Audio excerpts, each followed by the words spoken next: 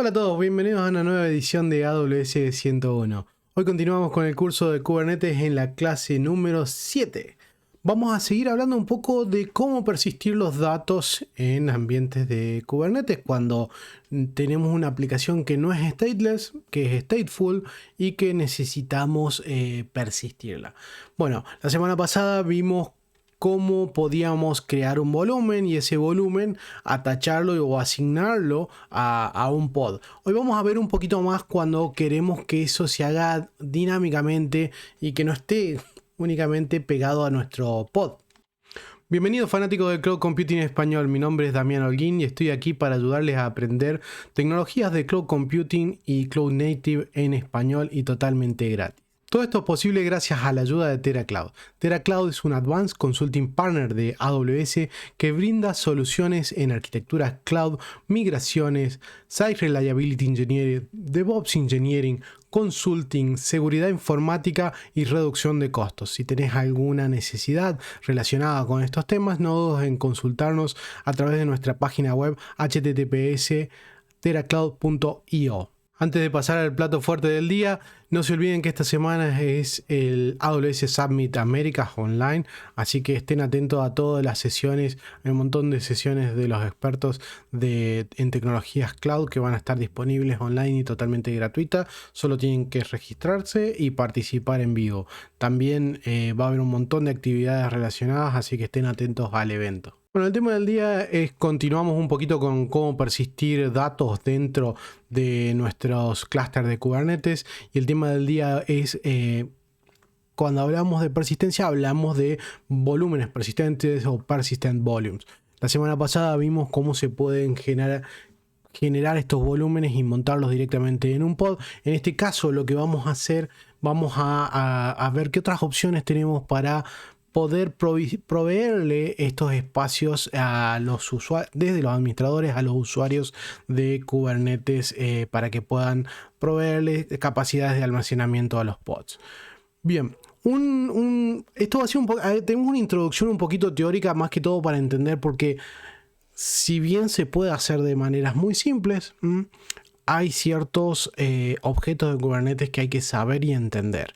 Y ustedes se van a preguntar más adelante por qué me dice todo esto Damián, si lo puedo hacer de una manera simple, y en la práctica van a ver que es una manera simple.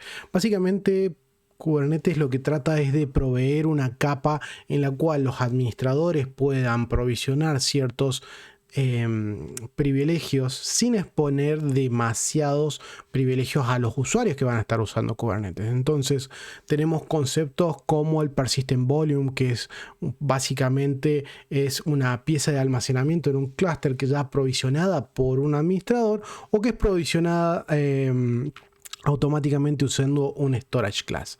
Aquí viene otro concepto que es el storage classes.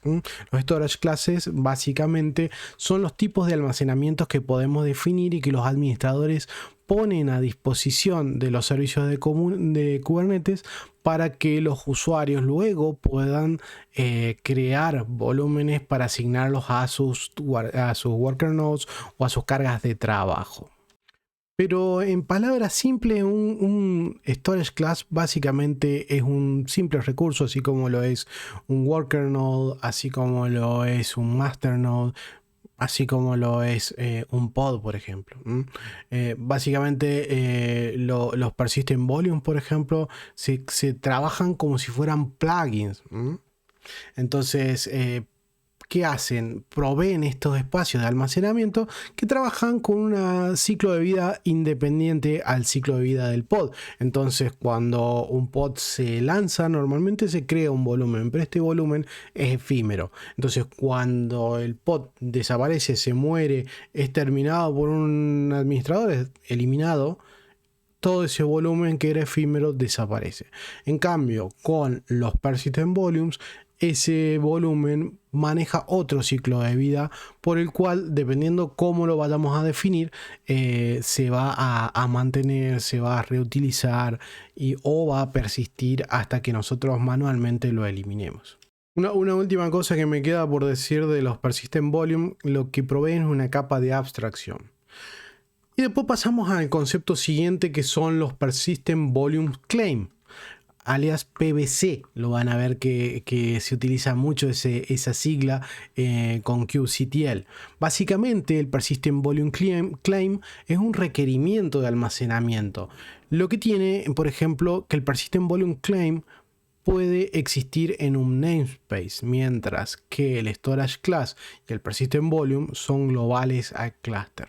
Entonces, de esta manera, el persistent volume claim es creado por los usuarios que definen una carga de trabajo, que crean una carga de trabajo en contenedores. Otra cosa para destacar es que estos persistent volume claims permiten consumir el recurso de una manera abstracta.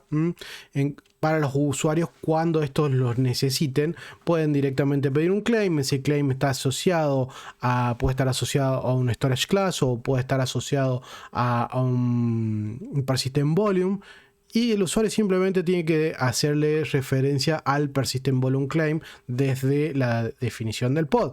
Por ahí yo sé que los estoy mareando un poco, pero básicamente necesito que conozcan esto para que luego, cuando empiecen a trabajar con cargas de trabajo persistentes, vayan entendiendo un poquito qué es cada cosa. Aquí el concepto más importante en este punto es el Persistent Volume Claim, es con el que más se van a topar ustedes.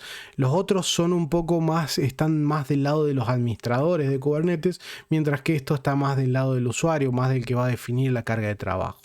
Algunas particularidades también del Persistent Volume Claim, así como los pods, ustedes podían definir que iban a utilizar recursos específicos como por ejemplo CPU, como por ejemplo memoria. Un Persistent Volume Claim puede decir: yo voy a utilizar tanto espacio de almacenamiento, voy a necesitar tantos IOPS, voy a tener un file system que sea read-only o no. Este file system puede ser montado en uno o en más pods, etcétera. Esas son las cosas que vamos a definir en un Persistent Volume Claim. Otra cosa que tenemos que tener en cuenta, y ya lo vamos a ver aquí con la documentación, es el ciclo de vida de los volúmenes persistentes. El volumen persistente, su ciclo de vida es cuando se provisiona, es cuando se crea, y esto va a ser almacenado, va a ser creado a través del storage class, trabajando con la API de Kubernetes. Y si estamos hablando de algo que va a ser creado en un cloud provider, va a usar el CCM para comunicarse con nuestro cloud provider. Otro punto importante es el binding, es cuando se está generando nuestro volumen. Luego, cuando es using, cuando lo está usando, cuando está asociado a un volumen, tenemos el estadio cuando está en use protection, es para que no pueda ser montado por más de un pod. Esto muchas veces cuando tenemos un file system que es de acceso exclusivo, es necesario declararlo. El reclaiming es cuando se vuelve a pedir algo, un volumen que fue creado y fue liberado por un pod.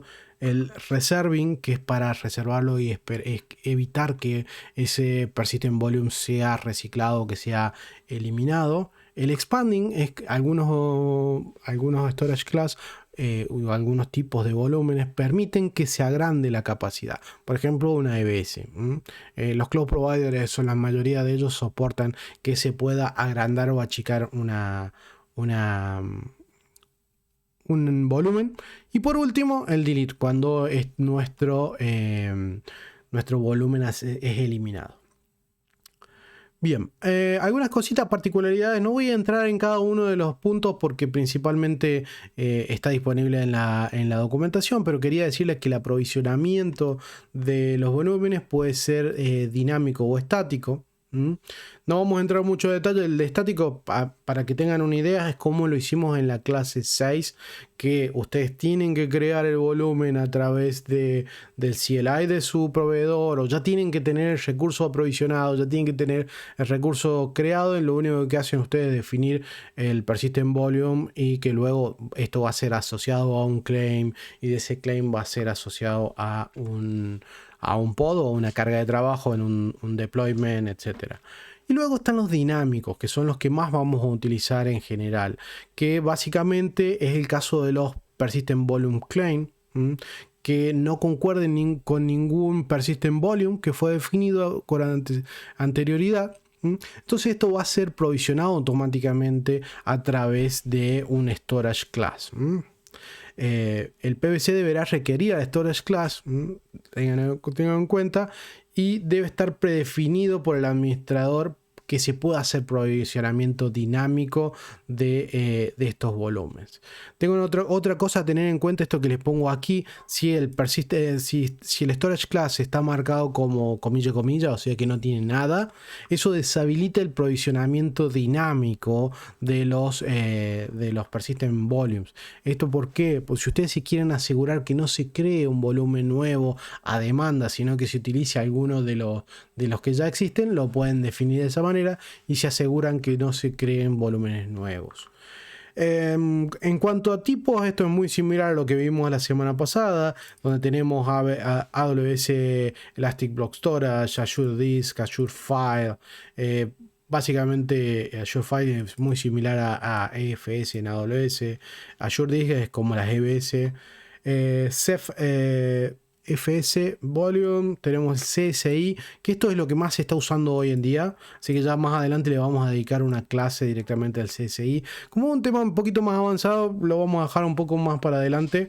Tenemos Fiber Channel, que esto es para cuando trabajamos en ambiente físico. Flex Volume no lo conozco. GCE Persistent Disk, que es el de Google. Guster FS, que está bastante bueno cuando estamos en un ambiente on-premise y queremos crear un storage compartido. Hostpath, que es una ruta definida en el nodo anfitrión. Ténganlo en cuenta, esto depende mucho del worker node donde corren. Así que esto más que todo se puede usar cuando ustedes están en un ambiente de prueba que tiene un worker node único. Ahí sí se puede usar. Pero cuando trabajan con clúster de múltiples nodos, múltiples worker nodes, esto no se puede usar. Y SCSI es otro volumen, que esto es casi sobre IP. Local sería cuando trabajas con unidades locales montadas directamente en tu pod. NFS, que es Network File System. Esto se utiliza un montón en las redes de Linux, así que esto también pueden ustedes crear un recurso compartido a través de NFS en un grupo de servidores de NFS y de ahí compartirlo para que sean montados desde dentro de Kubernetes. Esto NFS, por ejemplo, para los usuarios de AWS es uno de los protocolos con los que trabaja Elastic File EFS en AWS, que básicamente les permite compartir archivos en volúmenes y entonces los podrían montar dentro de su clúster de Kubernetes.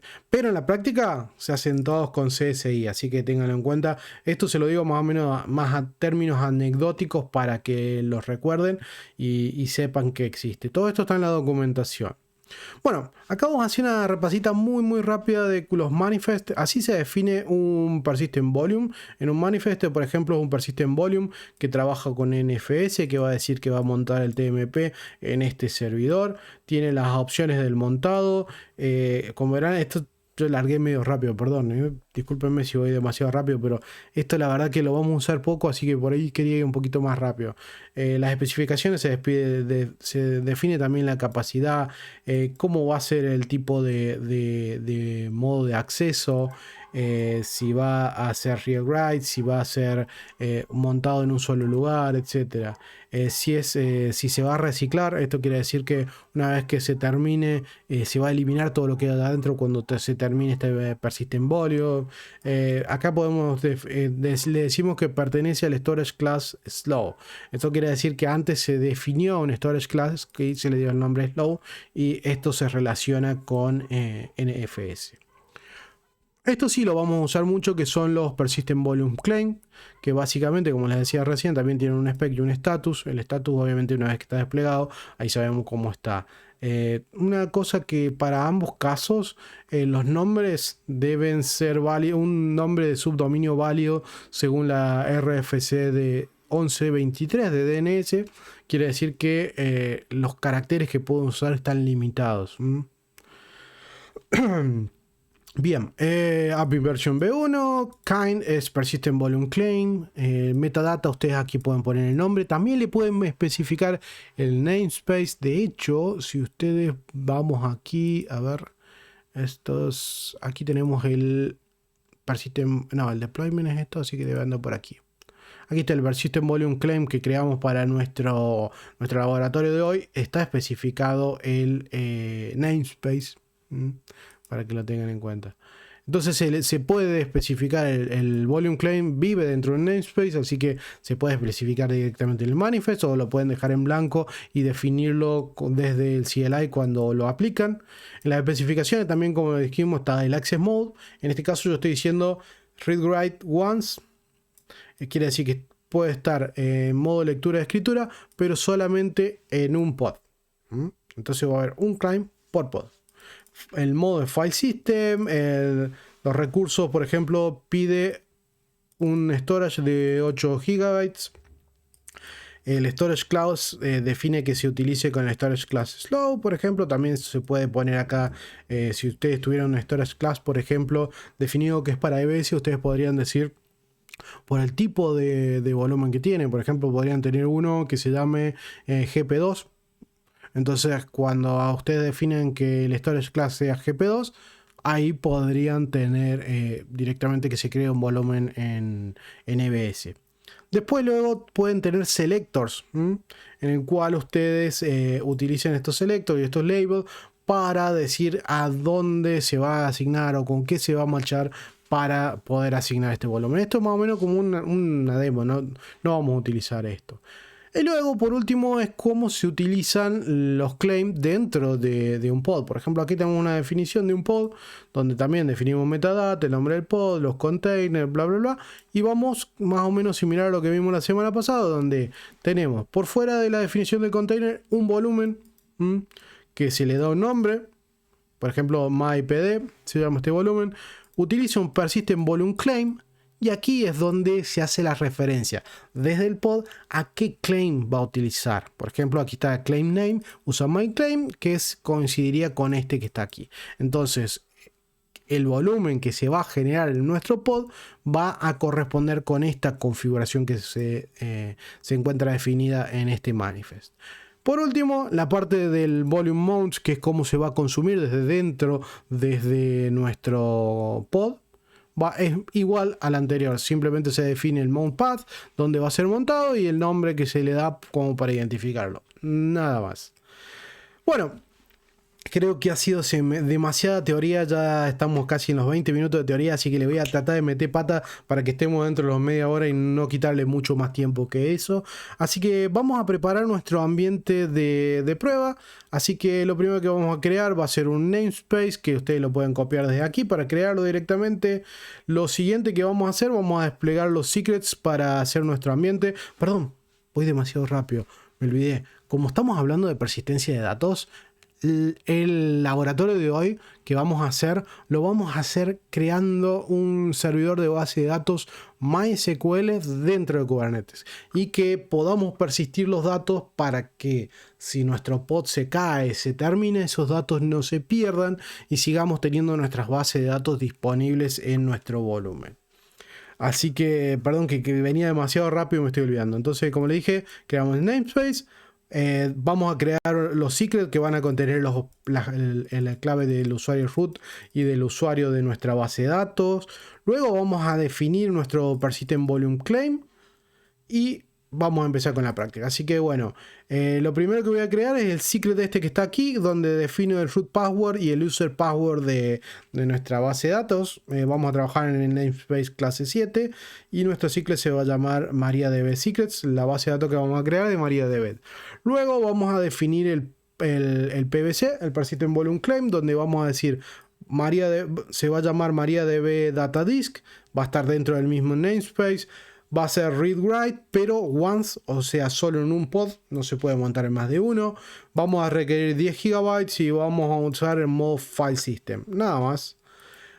Luego vamos a definir un deployment. Este deployment va a ser el que va a crear nuestra base de datos y va a administrar los pods que están en servicio de nuestra base de datos. Le vamos a dar el label app clase 7 y aquí vamos a introducir otro label que se llama MariaDB. Eso para que puedan tener múltiples contenedores de distintas cosas en la misma aplicación, ¿no? La strategy de este deployment va a ser recreate, si se termina el pod lo va a volver a crear, Y después, bueno, decimos la template ya de nuestros contenedores.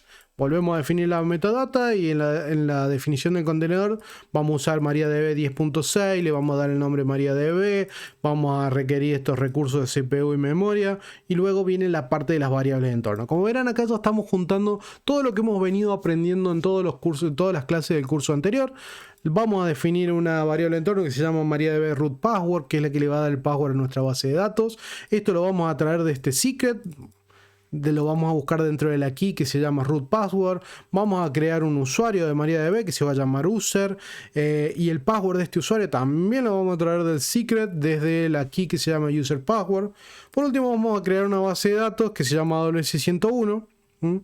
Vamos a exponer los puertos del contenedor del 3306, le vamos a dar el nombre de MariaDB, y al último vamos a montar un volumen llamado Persistent Volume Storage. Lo vamos a montar en el /var lib MySQL, que es donde se guardan los datos, y esto corresponde al volumen denominado MariaDB Persistent Storage, que está relacionado con el Persistent Volume Claim que vimos recién, que se llama MariaDB Data Disk. Ya, muy como último y frutillita del postre, aquí vamos a definir el servicio de MariaDB. Y con eso ya tenemos nuestra base de datos corriendo en nuestro ambiente de Kubernetes. Así que vamos derechito para README. Voy a copiar esto, así voy un poquito más rápido porque ya les mostré los YAML. Así que vamos derechito a la terminal. Bien, aquí vamos a aplicar directamente para crear nuestro namespace. Lo siguiente que vamos a crear, vamos a aplicar para crear nuestro secret. Con esto ya va creando nuestro secret. Vamos a aplicar para crear nuestro Persistent Volume Claim también. Ya está creado. El secret, ahora va el Persistent Volume Claim. Una cosita, lo que voy a hacer, me voy a ocultar de aquí en la imagen, porque me he dado cuenta que en videos anteriores les he estado tapando parte de la salida de la terminal, así que me voy a ocultar un segundo. Una vez que tenemos creado el Persistent Volume Claim, lo primero que vamos a hacer es chequear que ya esté creado. Para eso usamos el comando kubectl get pvc. Y aquí podremos ver un poquito de que la confirmación de que está creado y que está en pending. Esto se trata de que esté en pending porque todavía nadie lo ha requerido. Lo siguiente que podemos hacer es traer más información describiéndolo al PVC. Si quieren pueden poner el nombre del PVC. Yo en este caso, como tengo uno solo, directamente le pongo uno solo. Entonces aquí vamos a ver cierta información del PVC, que el storage class es GP2, que el estado es pending, que está en el namespace clase 7, su nombre, los labels que le puedan poner, ustedes le pueden definir label también, el access mode, la capacity, varias cositas más. Y aquí abajo van a ver que está esperando por el primer consumer. ¿Qué quiere decir esto? Que todavía este Persistent Volume Claim no va a crear ningún volumen hasta que no se utilice por primera vez. Entonces ahí se va a hacer el binding y se va a pedir el volumen. Otra cosa que podemos hacer también, vamos a hacer vamos a kubectl -n clase 7. Esto no estaba guionado, pero get storage class le vamos a poner para ver los storage class que tiene creado nuestro clúster. Ven, por ejemplo, por defecto nuestro clúster, como está hecho en EKS, tiene como defecto un storage class llamado GP2, que utiliza a AWS EBS. Cuando se termina el Persistent Volume, el Reclaim Policy es que lo elimine. ¿Se acuerdan cuando veíamos hace rato las policies del ciclo de vida? Perdón. Antes de crearlo, espera por el primero que lo vaya a requerir. Y en este caso tiene deshabilitada la expansión. Ustedes podrían hacer -o llamo. Ustedes podrían generar obviamente esto tienen que limpiarlo un poquito, pero a partir de esta definición ustedes podrían generar un Persistent Volume, un Storage Class como lo mostré más arriba, y crear un storage class nuevo que les permita hacer la expansión, que les permita crear volúmenes encriptados por defecto, etcétera. Se puede hacer también eso. Así que bueno, lo siguiente que vamos a hacer, ya teniendo definido nuestro PVC, vamos directamente a crear nuestro deployment. Así que para ello vamos a copiar esto, lo vamos a aplicar y vamos a hacer un kubectl -n clase 7 get events para ver los eventos de cómo se están creando las cosas. Watch. Así que watch, como verán aquí se están creando, bueno, en el momento que yo le puse watch que se creó nuestro deployment, se atachó un volumen, se asignó, digamos, un pod. Ya tenemos casi todo listo, se bajó la imagen, se creó el contenedor, aquí está, y se atachó este PVC. Ahora que ya está arriba, por ejemplo, podemos ver cosas interesantes. Por ejemplo, vamos a ver los PV. Este PV fue creado automáticamente cuando se creó nuestro Persistent Volume Claim, que estaba asociado a un storage class. Y aquí, a partir de ahora, ya está relacionado con este PV. Este PV es el que se asigna a nuestros pods, a nuestra carga de trabajo. Como verán, acá tiene 10 GB, read write only. El client policy es delete, el estado es bound, fue reclamado por esta carga, por este PVC, el storage clase GP2 y está corriendo hace 44 segundos. Voy a achicar un poquito así se ven bien los detalles en la pantalla y no quedan fuera. Un chiquito más. Espero que sigan viendo bien ahí, que no se les haya quedado muy chica la letra. Bien. Lo siguiente que podemos hacer es ver datos sobre este deployment, si ya está funcionando, si nuestros pods están arriba. Si ya está arriba, entonces lo que vamos a hacer, vamos a empezar a verificar la configuración. Para eso vamos a traer los pods que están relacionados con nuestro deployment y aquí vemos que ya está ready. Entonces directamente lo siguiente que vamos a hacer, vamos a ingresar a este pod de manera interactiva. Vamos a copiar el nombre aquí, lo vamos a pegar y vamos a ingresar corriendo con bash. Entonces ya tenemos nuestra base de datos MariaDB corriendo y lo que vamos a hacer ahora, vamos a verificar que nuestro disco esté montado. Entonces yo le hago un df-h, lo más fácil para verificar si un disco está montado. Aquí vemos que está en /var/lib MySQL. Tenemos este volumen montado que es de 9.8 GB utilizables. El resto se lo comió el formato. Ya tiene utilizado 169 GB. Y tenemos disponible 9.6, perdón, dije 169 GB y era 169 megabytes. Tenemos disponible 9.6 gigabytes, así que tenemos el 2% utilizado. ¿Y esto qué se debe? Estos datos utilizados es que nuestro container de MySQL, cuando arrancó, ya los populó a esos datos. Como verán, ya tenemos creados ciertos archivos aquí que fueron creados cuando inició nuestro container de base de datos. Entonces lo que podemos hacer ahora es tratar de loguearnos en la base de datos MySQL. Yo había definido el usuario y el root con password root, igual que el usuario. Esto para que ustedes, si hacen la práctica, utilicen ese password. Así que yo ahí ya me encuentro logueado, el servicio ya está arriba en este MySQL. Entonces le vamos a hacer, lo voy a copiar simplemente para no escribir mal. Así que discúlpenme. Vamos a crear una base de datos. ¿Por qué? Para que veamos que se pueden crear cosas. Entonces vamos a poner show databases. Entonces de aquí vamos a ver que ya tenemos la base de datos que vino creada cuando se arrancó por primera vez, y aquí creamos una base de datos que se llama myapp.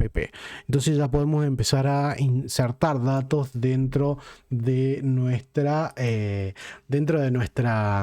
base de datos MySQL corriendo, perdón, MySQL ahora MariaDB corriendo en Kubernetes. Entonces lo que vamos a hacer ahora, vamos a detener este container porque soy un tipo malo, porque no me gustan estos containers que están corriendo y me quiero divertir. Entonces le voy a poner get pods y le vamos a boletear este pod porque la verdad que no me simpatizó, así que le voy a poner delete.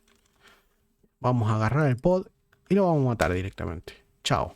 Como esto está corriendo en un deployment y este deployment se asegura que haya un pod corriendo, cuando yo mate este pod, automáticamente mi deployment va a levantar uno nuevo. Como verán, está running. ¿Qué pasó? Ah, no, me equivoqué. Vamos de nuevo. Delete pod. Me olvidé de poner el pod.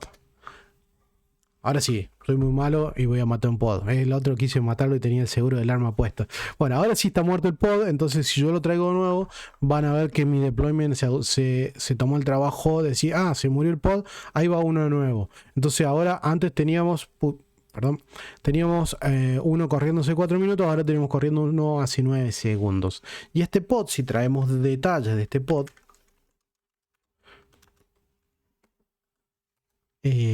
vamos a ver que tiene montado el mismo Persistent Volume que el anterior. ¿Dónde está? Persistent Volume Claim utiliza el mismo. Entonces, si entramos a este pod, vamos a tomar el nombre de nuevo, que me olvidé de copiarlo. Busquemos en mi historial el exec, ahí vamos a cambiar el pod ID y nos vamos a meter dentro de este pod y deberíamos tener exactamente la misma base de datos corriendo con los mismos datos. Como verán, acá no puedo hacer para arriba, no puedo buscar el historial porque es un pod nuevo. Entonces aquí vamos a correr el comando mysql-u root-p y aquí le vamos a poner el usuario de root. Estamos adentro de la base de datos ya está corriendo, María ya está corriendo, entonces le vamos a poner show databases y como verán, ¡tará!, tenemos nuestra base que ha persistido más allá de cuando le pegamos un tiro en el pod, se murió, vino otro pod nuevo, dijo, pobrecito se murió, correte, dame tus datos, yo los voy a servir. Entonces de esta manera podemos darle persistencia a la base de datos por más que nuestro pod se haya muerto.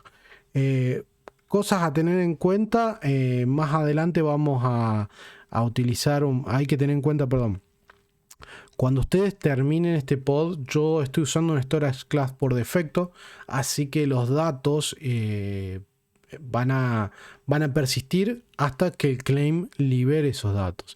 Entonces si yo termino el deployment, se van a terminar esos volúmenes. Eso para que lo tengan en cuenta. Si ustedes quisieran mayor persistencia aún que la del ciclo de vida del deployment, ustedes deberían crear un volumen, provisionarlo en un persistent volume y luego consumirlo, asociar un volume claim con un persistent volume y ponerlo a disposición del pod. También pueden hacerlo definiendo un ciclo de vida para que se retenga. Como lo veíamos más acá arriba en la documentación que les agregué, ustedes pueden hacer que se reserve, que se retenga. Entonces de esa manera evitan que sea eliminado. Por defecto, el storage class que viene por defecto elimina los pods. Los volúmenes, perdón. Así que bueno, con eso vamos terminando. Como siempre les digo, no se olviden de eliminar los recursos que utilizamos. Aquí acabamos de utilizar un volumen. Si ustedes lo hacen, miren, vamos a hacer unas últimas cositas. kubectl -n clase 7 get pb. Aquí vamos a ver el pb que está utilizando. Y si lo hacemos un describe a este pb, vamos a ver que este PB está asociado a un volumen. Aquí estamos viendo dónde está Volume File System. Aquí tenemos los datos del volumen que está asociado. Entonces, esto creó a través del CCM un volumen en mi cuenta de AWS. Entonces, ese volumen, más allá de lo que estoy gastando en cómputo, también está gastando en almacenamiento. Así que ténganlo en cuenta, eliminen los recursos. Yo aquí lo que voy a hacer es kubectl delete ns clase 7. Esto lo que va a causar es que se elimine este volumen conjuntamente con todos los otros recursos que habíamos creado en esta clase. Así que De esta manera, una vez que terminen, va a eliminar este volumen y luego lo único que me resta es eliminar el clúster de KS para que ya deje de gastar recursos. Tengan en cuenta que para utilizar recursos de los cloud providers tienen que estar corriendo en un cloud provider. Ustedes no pueden correr en su máquina local y pretender hacer un volumen que esté basado en EBS o en Azure Volumes o en los volúmenes de Google Cloud. Bueno, y llegó el momento de hacer la recapitulación final. Como para recordar temas importantes que aprendimos hoy. Hoy aprendimos que existen los storage class, que definen los tipos de las clases de storage que podemos poner a disposición de nuestros persistent volumes. Luego vienen los persistent volumes, que son definiciones de volúmenes persistentes que los administradores ponen a disposición de los usuarios como capa de abstracción. Estos pueden ser creados estáticamente, que lo tienen que crear los administradores, y los volúmenes tienen que estar creados de antemano para que eso sea posible. Luego pueden ser creados dinámicamente. Este aprovisionamiento dinámico se hace cuando no se define un persistent volume, pero se crea un persistent volume claim. El persistent volume claim básicamente es un objeto Kubernetes que permite definir ciertas características que van a provisionar una capa de abstracción para los usuarios, definida por los administradores para los usuarios, que va a estar dentro del namespace, que les permite asociar un persistent volume que ya está creado o que se crea un persistent volume nuevo dinámicamente asociado a un storage class. Si no quieren crear un volumen nuevo cuando ejecutan un claim, porque quieren usar uno que ya existía, ustedes pueden poner que el storage class no esté asignado a nadie, simplemente poniéndole comilla comilla las dos cosas juntas. Entonces de esa forma evitan el provisionamiento dinámico. Y para consumir un volumen en una carga de trabajo, ustedes lo pueden hacer en la definición del container. En la parte de volúmenes, tienen que relacionarlo con el persistent volume claim. Entonces, de esa manera, el contenedor directamente no tenés que definir qué volumen o a qué dispositivo está asociado, sino que directamente le decís: yo quiero usar este persistent volume claim. Entonces, ahí ya hilando todas las cosas, básicamente lo que hace esto es permitirle que los usuarios no tengan que pensar: che, ¿dónde voy a crear mi volumen? ¿Cuánto espacio voy a tener? ¿Qué tipo de volumen va a ser? Esas cosas ya las pensó el administrador y las puso disponible a los usuarios a través de los persistent volume claim y los persistent volumes. El usuario simplemente tiene que decir: yo quiero consumir este, y es lo único que tiene que definir en su manifest de la carga de trabajo, ya sea de un pod, o de un deployment, o de lo que sea, de un cron, etcétera. Y no se olviden de seguirme en mis redes sociales. Me pueden encontrar en Twitter como @enlink. Me pueden encontrar en LinkedIn como Damián Alguín. Así que no se olviden también de recomendar este canal, de darle me gusta, déjenme un comentario, no sean malos. Me están abandonando con los comentarios. A mí me encanta recibir los comentarios de ustedes. Sí, estoy recibiendo muchos comentarios por los canales de Slack donde se comparte este canal, por Discord, por LinkedIn. La verdad que me llena mucho de orgullo poder ayudarlos a ustedes a aprender nuevas tecnologías y estar aquí todas las semanas, semana a semana, para contarles las cosas que yo también voy aprendiendo, porque a mí me gusta mantenerme actualizado. Entonces preparar estas clases, estos cursos, me permite mantenerme actualizado, aprender nuevas cosas, aprender cosas nuevas que van saliendo en la API de Kubernetes, en AWS, contarles de los eventos, etcétera. Así que no se olviden también de seguir las redes sociales de TerraCloud y bueno, nos vemos la semana que viene. Espero que hayan disfrutado de esta clase del curso de Kubernetes. Chao, chao.